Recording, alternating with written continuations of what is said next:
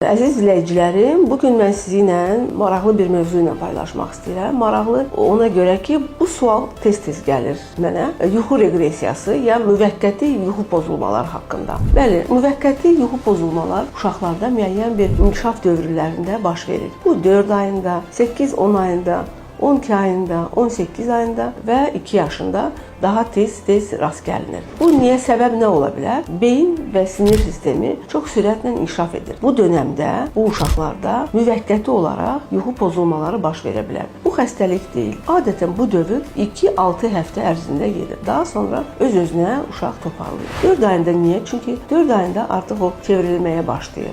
8-10 ayında imekləməyə başlayır. 12 ayında yeni bacarıqlar var. 18 ayında emosional bağ.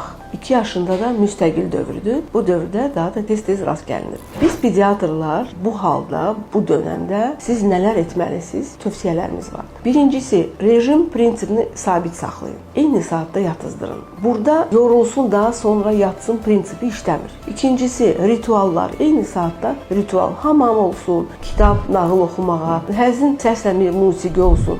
Yəni eyni saatda siz öz rituallarınızı edin ki, siqnal eyni saatda o siqnal yuxu siqnalı formalaşdırır. Qida balansı. Axşama doğru ac saxlamayın. Tez yedizdirirəm, körpələrdən söhbət gedir ki, yatsın.